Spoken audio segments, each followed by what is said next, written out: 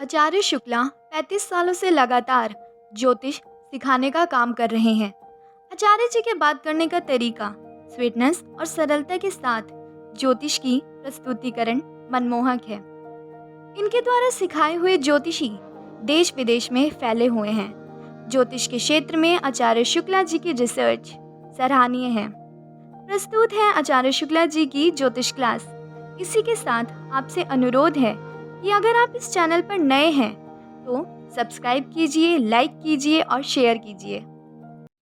Blind horoscope, अंध कुंडली। आपने अक्सर कई ज्योतिषियों के मुंह से ये शब्द सुना होगा कि इनकी ब्लाइंड होरोस्कोप है, मतलब अंध कुंडली है। इस कुंडली का कुछ नहीं हो सकता। अक्सर ऐसी बातें आपने ज्योतिषियों के मुंह से सुनी होगी।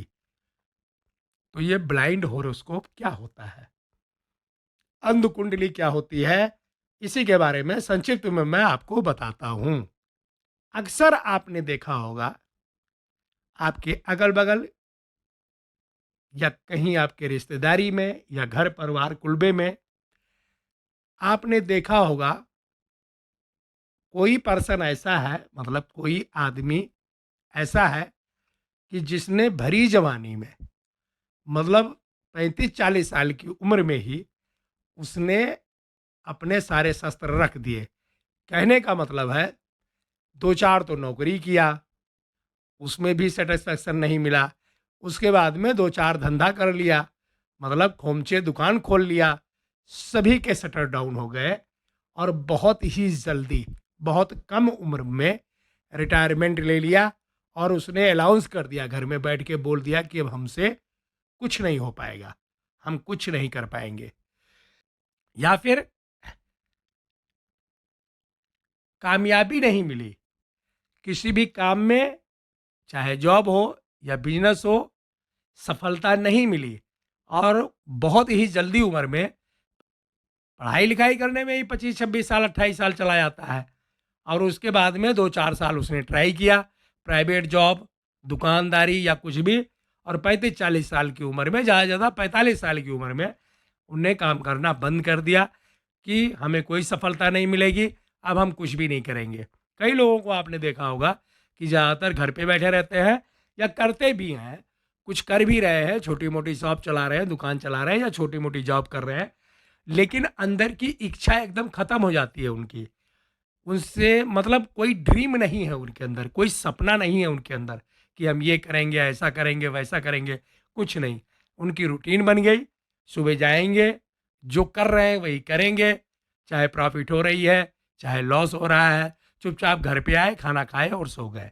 मतलब जीवन की जितनी तमन्नाएं हैं, सारी तमन्नाएं उनकी खत्म। इसको कहते हैं अंध कुंडली, ब्लाइंड होरोस्कोप। आपने कई बार बहन बेटी की भी कुंडली देखी होगी या बहन बेटियों को भी देखा होगा।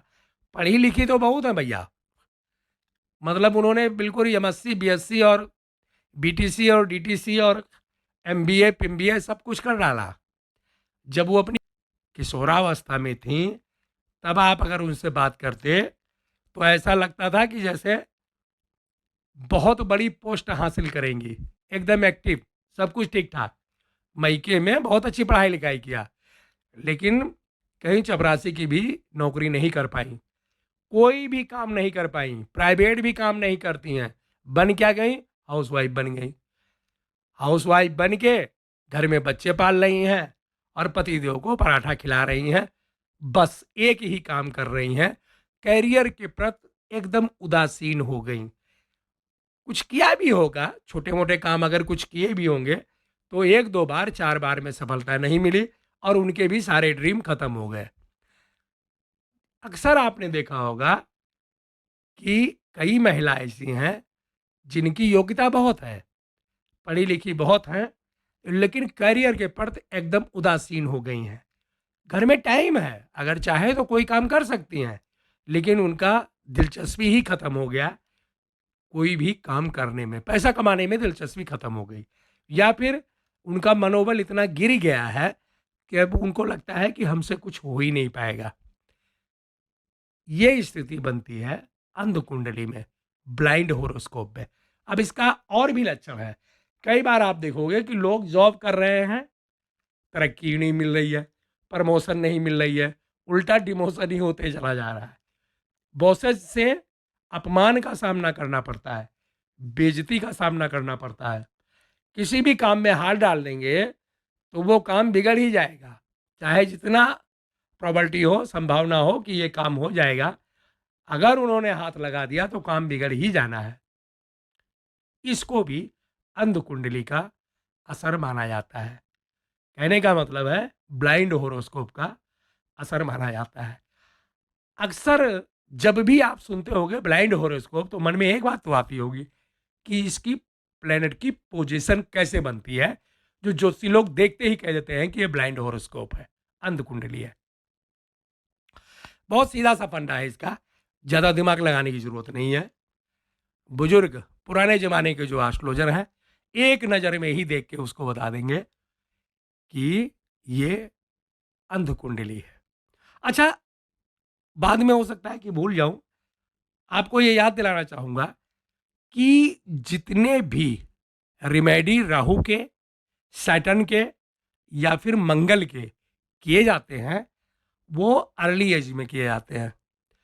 आपने देखा होगा, ज्योतिषियों के मुंह से सुना होगा कि भैया इसका उपाय करवा दो अभी, नहीं बाद में मामला बहुत टफ हो जाएगा, बहुत कठिन हो जाएगा। ऐसा क्यों है? ऐसा इसलिए है दोस्तों, मान लो कि आपका कोई बच्चा है और वो शैतानी पे उतर गया, मतलब जिद्दी बन गया, जो दिल में आया वो कर रहा है, कुछ तो सुनता नहीं है, पढ़ाई लिखाई में मन नहीं लगता, दिन भर खेलता कूदता रहता है और इधर उधर से शिकायतें आने लगती हैं। तो उसको कंट्रोल करने का, उसको समझाने का और उसको अपने कल्चर में लाने की एक एज होती है। उसी एज में उसकी माँ उसको समझाती है, उसके बाप पिताजी उनको समझाते हैं, तभी वो समझ जाता है। मतलब सुधरने की भी एक एज होती है, एक उम्र होती है। अब ऐसा नहीं है कि कोई बच्चा बहुत बिगड़ा हुआ है, बचपन में वो घर में चोरी करता है, शरारतें करता है, लोगों का अपमान करता है और किशोरावस्था में आता है, तब तक उसको सुधर जाना चाहिए। अब अगर वो जवानी में उसकी यही आदत रह गई तो अब सुधारना बहुत मुश्किल हो जाएगा। मेरे कहने का मतलब है, अगर आपका कोई बच्चा है, कोई लड़का है 5 साल का, 10 साल का, तो आप उसको सुधार सकते हो, अनुशासन कर सकते हो। आप उसमें समझा करके, बंदिशें लगा करके, कुछ भी करके उसको अपने कल्चर में लाइन लेंथ में ला सकते हो।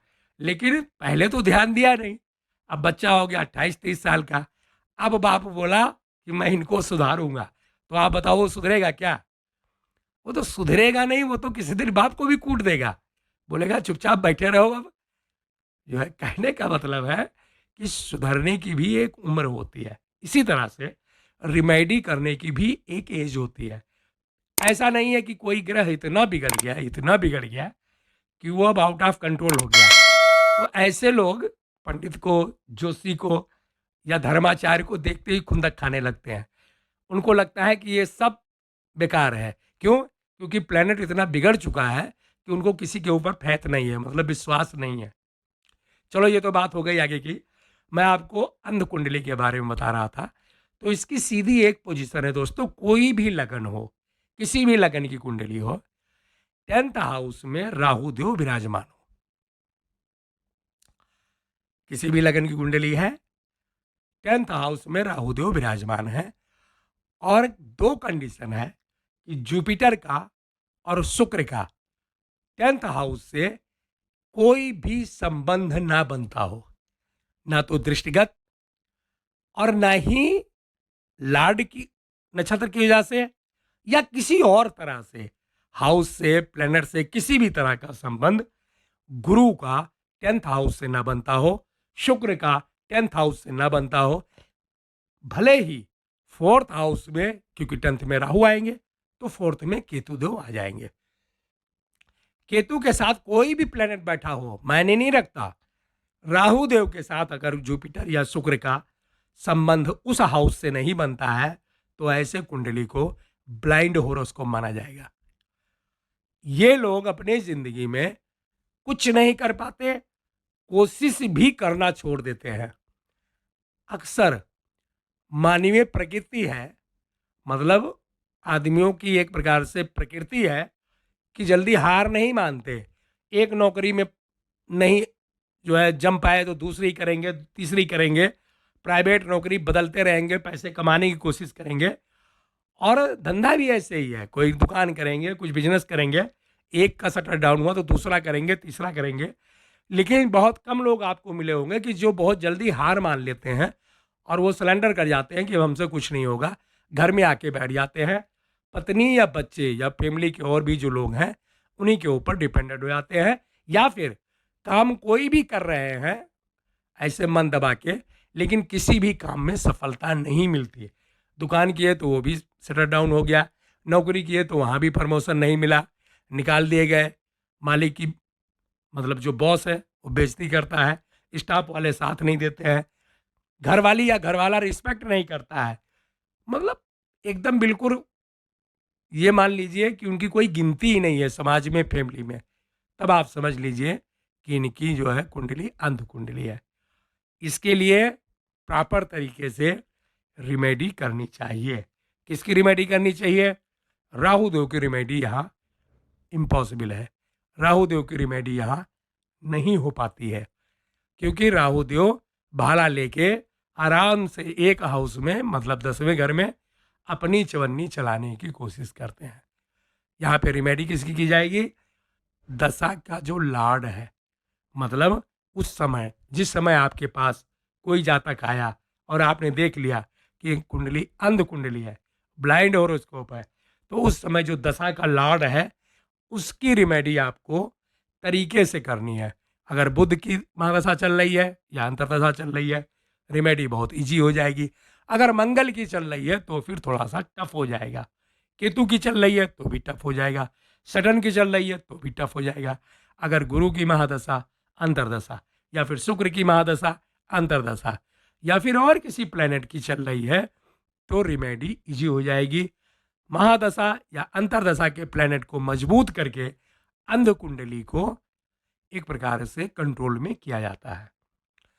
कुछ मेन रिमेडी है कि जिनकी अंध कुंडली है उनको हमेशा ही ये रिमेडी करते रहना चाहिए।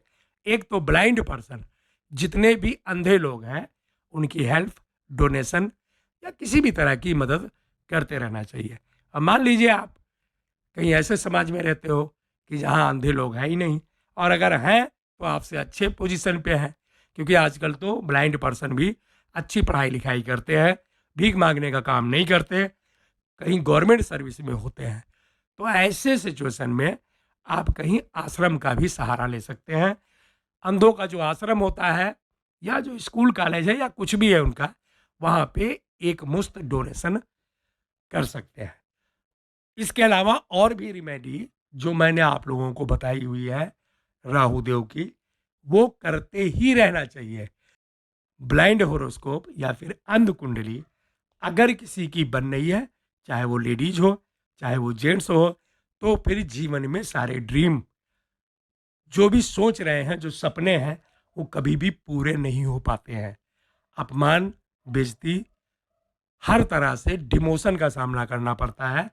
तो इसकी रिमेडी जितनी जल्दी हो जाए आप करवा दीजिएगा। और जब कभी भी देखिए, इसके दो पहलू हैं।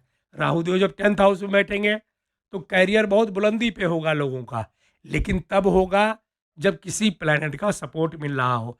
साथ में राहु देव के साथ 10th हाउस में कोई प्लैनेट जरूर होना चाहिए, भले ही ग्रहण दोष बने, सूर्य हो जाए, चंद्र हो जाए, मरकरी हो जाए, सैटर्न हो जाए, मंगल हो जाए, कोई प्लैनेट हो जाए, लेकिन कोई प्लैनेट एक प्रकार से 10th हाउस में होना जरूर चाहिए। अगर अकेले राहु देव हैं तब आपको अलर्ट हो जाना है कि गुरु और शुक्र का संबंध 10th हाउस से बन रहा है कि नहीं बन रहा है। अगर नहीं बन रहा है तो इसको ब्लाइंड होरोस्कोप की श्रेणी में आप रख सकते हो। इसका रिजल्ट जल्दी तो नहीं मिलेगा, लेकिन आफ्टर 30 या 35 साल के बाद मतलब ये दिखने लग जाएगा कि ये बंदा अब असफल हो चुका है, इसको कामयाबी नहीं मिलेगी, और अक्सर कामयाबी मिलती भी नहीं है। ब्लाइंड होरोस्कोप अंध कुंडली के दूसरे पहलू के बारे में चर्चा करते हैं। करना तो नहीं चाहता था, लेकिन अब अधूरी बात अगर आपको बताऊंगा तो ठीक नहीं, इसलिए इस चैप्टर को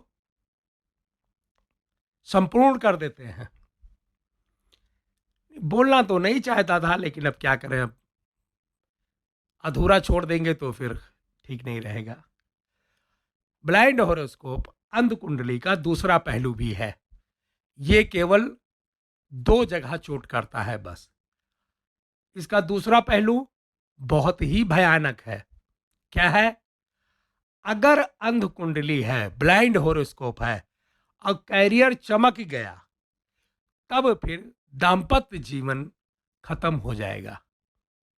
कहने का मतलब है, कोई महिला हो या पुरुष हो, अगर उसका अंध कुंडली है, ब्लाइंड हॉरोस्कोप है और कैरियर चलने लग गया, तो कैरियर एकदम बुलंदी पे चला जाएगा। ये इसका निगेटिव पॉइंट है। अब आप कह सकते हो कि जी कैरियर बुलंदी पे चला गया, तो निगेटिव पॉइंट कैसे है? भैया इतने बुलंदी पे चला जाएगा कैरियर, क्योंकि राहु देव जब कैरियर चलाते हैं तब रॉकेट की तरह चलाते हैं। आज चपरासी हो, कल क्लर्क हो गए, परसों बॉस हो गए, उसके बाद में जीएम हो गए, उसके बाद में चेयरमैन हो गए, उसके बाद में मतलब साल भर बाद मिलेंगे तो पता लगेगा कंपनी के मालिक ही हो गए। राहु देव का नेचर ऐसा है, रॉकेट की तरह कैरियर चलाते हैं। लेकिन इसका एक निगेटिव पॉइंट भी है। अगर ब्लाइंड हॉरोस्कोप में, अंध कुंडली में कैरियर बुलंदी पे चलने लग गया, तो दाम्पत्य जीवन एकदम खत्म हो जाता है। फैमिली हैप्पीनेस एकदम खत्म हो जाएगा। कैसे?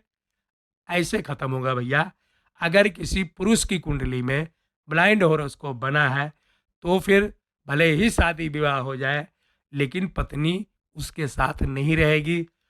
बड़े कम दिनों में 2 4 या 6 महीने, ज़्यादा से ज़्यादा साल भर गुजारा करेगी और उसके बाद पत्नी छोड़ देगी। ठीक यही पोजीशन अगर किसी महिला की कुंडली में बनती है तो भी होगा, यही होगा। क्या? कैरियर अगर बहुत बुलंदी पे चला गया है, ब्लाइंड हॉरोस्कोप है, अंध कुंडली है, तो दाम्पत्य जीवन का सुख खत्म हो जाएगा। मतलब पति का सहयोग, सहयोग क्या, पति छूट ही जाएगा और बाद में फैमिली नहीं बन पाएगी। मेरे कहने का मतलब है, ऐसी पोजीशन में फैमिली नहीं बन पाती। फैमिली का मतलब होता है मियाँ बीवी और बच्चे, मेन तो यही होते हैं। बाकी और भी लोग हैं, माता पिता और जो कोई भी है, लेकिन फैमिली का मतलब है, लोग बोलते हैं ना कि चलो फैमिली बनाते हैं, तो फैमिली बनाने का मतलब यही है, चाहे वो लड़की हो या लड़का हो, केवल एक ही मकसद है कि शादी करना। अगर कोई लड़की, तो वो लड़के से शादी करेगी और संतान की उत्पत्ति करेगी, मतलब बच्चे को परवरिश करेगी। इसी को फैमिली कहते हैं। पुरुष भी यही करता है, शादी करेगा किसी लड़की के साथ, किसी महिला के साथ, और फिर बच्चों की परवरिश करेगा। लेकिन ब्लाइंड हॉरोस्कोप है, कैरियर बहुत बुलंदी पे चला गया है, तो गृहस्थ जीवन के प्रति उदासीनता आ जाती है। ऐसे लोग, चाहे वो लेडीज हो या जेंट्स हो, गृहस्थ जीवन उनको पसंद नहीं रहता है, वो अकेले रहने लगते हैं। मतलब चाहे जितनी बड़ी पोस्ट पे होंगे, अब भैया मैं क्या बोलूँ, खुल के बोलूँगा तो फिर आप जानते हो ठीक नहीं है। बहुत बड़े लोगों की कुंडली देखा है, अभी भी अगर आप सर्च करोगे या ढूंढोगे तो आपको बहुत बड़े बड़े लोग मिल जाएंगे, जिनके एक इशारे पे पूरा गांव इधर से उधर हो जाए, इतनी बड़ी बड़ी पोस्ट है। लेकिन जब आंतरिक दृष्टि से, मतलब अंदरूनी तरीके से झांक करके देखोगे, तो जीवन उनका नीरस है। घर में कोई नहीं है, न पत्नी है, अगर कोई लेडीज है तो पति भी नहीं है, अकेले रहते हैं, रात दिन पूरा अकेले रहते हैं, घर में कोई बात करने के लिए नहीं है। फैमिली तो बनी ही नहीं, क्योंकि जब पत्नी या पति ही नहीं है तो बच्चे कैसे पैदा होंगे? तो गृहस्थ जीवन एकदम समाप्त हो जाता है। अक्सर आप लोगों ने देखा होगा, कई बड़े बड़े लोगों को देखा होगा जो बहुत बड़ी पोस्ट पे है, मतलब ब्लाइंड हॉरोस्कोप, अंध कुंडली बनी हुई है भैया, कैरियर बहुत बुलंदी पे चला गया, लेकिन दाम्पत्य जीवन खत्म हो गया। अगर वो चाहे तो एक नहीं, मान लीजिए कोई पुरुष है, इतनी बड़ी पोस्ट पे है, इतना पैसा उसको मिल रहा है कि वो 10 10 पत्नी का खर्चा उठा सकता है, लेकिन 10 छोड़िए, एक पत्नी को रखने में असक्षम है, सक्षम नहीं है। वो एक बीवी को, एक पत्नी को, एक वाइफ को नहीं रख सकता। और सेम यही कंडीशन महिला की कुंडली में भी लागू होती है। आप ऐसी ऐसी महिलाएं देखोगे कि बड़े अच्छे अच्छे पोस्ट पे हैं, लखपति करोड़पति हैं, चाहें तो 10 लोगों को खरीद लें, लेकिन पति के साथ एडजस्टमेंट नहीं हो पाई, अकेला जीवन यापन कर रही हैं। बच्चे भी नहीं हुए क्योंकि पति ही नहीं है, बच्चों में इंटरेस्ट ही नहीं हुआ, तो फैमिली नहीं बस पाई। और एक उम्र के बाद 45, 50 इस एज के बाद में देखो, आपको एक व्यवहारिक चीज़ बताता हूँ। कैरियर हो गया, कुछ भी हो गया, नौकरी हो गया, बिजनेस हो गया, 45 साल 50 साल तक बहुत अच्छा लगता है। उसके बाद में आप कितनी भी बड़ी पोस्ट पे हो, लेकिन मज़ा खराब हो जाता है। फैमिली की ज़रूरत कब पड़ती है दोस्तों? फैमिली की ज़रूरत 45, 50 साल के बाद ही पड़ती है। मतलब जब बुढ़ापा आने लगता है तब फैमिली की ज़रूरत पड़ती है। व्यवहारिक रूप से आपको बता रहा हूँ, कभी दर्शन शास्त्र पढ़िएगा तब आपके समझ में आएगा कि जब आदमी बुढ़ा होता है 55 साल, 60 साल, 65 साल, तब आप देखो उसको पत्नी से बहुत प्यार हो जाएगा। अभी तक तो कहने का मतलब है, नहीं, थोड़ा दर्शन शास्त्र भी पढ़ लो आप, उसके बारे में भी आपको नॉलेज दे दूँ। आप देखोगे जवानी में भी अभी भी दोनों लड़ते रहे हैं, हर एक बात पे दोनों बिल्कुल टकरार होती रही है। उम्र हो गई 60 साल की, पतिदेव हो गए 65 साल के, और जो उनकी पत्नी है वो हो गई 60 साल की। अब जाके देखना तो प्रेम बिल्कुल चरम सीमा पे है। अब दोनों एक दूसरे के पास बैठ के बातचीत करते रहेंगे, वो ऐसा हो गया, ये ऐसा हो गया, ये है, बच्चों ने ये कर दिया, उन्होंने ये कर दिया, मोहल्ले वाले ऐसा करते हैं। आप देखोगे कि इतना प्यार तो उनके किशोरावस्था में नहीं था, जितना मोहब्बत प्यार अब हो गया है बुढ़ापे में। क्यों हो गया है? क्योंकि फैमिली की ज़रूरत थी। देखो, लोग शादी क्यों करते हैं? शादी करने का मकसद केवल 2 होता है। एक तो संतान उत्पत्ति यानी वंश की वृद्धि, और दूसरा होता है बुढ़ापे का सहारा, चाहे वो लेडीज है और चाहे जेंट्स है। तो बुढ़ापे में दाम्पत्य जीवन बहुत अच्छा लगता है। कैसे? बहुत बड़े-बड़े पोस्ट पे जो लोग हैं वो भी, और जो बहुत छोटे, मतलब निम्न श्रेणी के लोग हैं वो भी, बुढ़ापे में जीवन अक्सर उनका सुखी हो जाता है। कैसे? कर तो कुछ नहीं रहे हैं, रिटायर हो गए, घर पे जाके बैठे तो पतरी लाई कुछ दे दिया, ये खा लो जी, वो पी लो जी, ऐसा हो गया, वैसा हो गया। फिर बेटे वो भी आए, पिताजी आपने ये किया कि नहीं किया, माताजी आपने ये खाया कि नहीं खाया। उसके बाद में बहू, फिर फैमिली के और बच्चे, मतलब जो आनंदमय जीवन है वो बुढ़ापे का ही होता है। ब्लाइंड हॉरोस्कोप में क्या होता है कि अगर कैरियर चल गया तो दाम्पत्य जीवन एकदम खत्म हो जाता है। कहने का मतलब है, कभी भी आप ऐसा मत टोकिएगा कि शुक्ला जी आपने तो बोला था कि ब्लाइंड हॉरोस्कोप था, आपने बोला था कि ब्लाइंड हॉरोस्कोप में कैरियर नहीं चलता, इनका कैरियर तो बहुत टॉप का चल रहा है। मेरे भैया, मेरे चाचा, आप जाके देखिएगा, घर में अकेले रह रहे होंगे, एक बावर्ची होगा, एक चौकीदार होगा, एक सिक्योरिटी गार्ड होगा, एक ड्राइवर होगा, लेकिन वो सब घर के दरवाजे के बाहर ही रहते हैं। जब वो घर में, कोठी में, बंगले में या कहीं घुसेंगे तो घर में जिस कमरे में जाएंगे केवल अकेले ही रहेंगे। ना तो पत्नी है, ना पति है, ना बच्चे हैं, यहाँ तक कि साथ में भाई, भतीजे, चाचा, फैमिली के पर्सन भी साथ छोड़ देते हैं। कोई भी आदमी साथ में नहीं रहता है। कहने का मतलब ये है, फैमिली से, गांव से, अपने मोहल्ले से, जिला से, राज्य से संबंध टूट जाता है। वहाँ रहते हुए भी वो एकांकी रहते हैं, एकांत हो जाते हैं एकदम।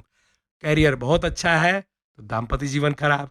दाम्पत्य जीवन अगर चल रहा है तो कैरियर में उतार चढ़ाव चलता ही रहेगा।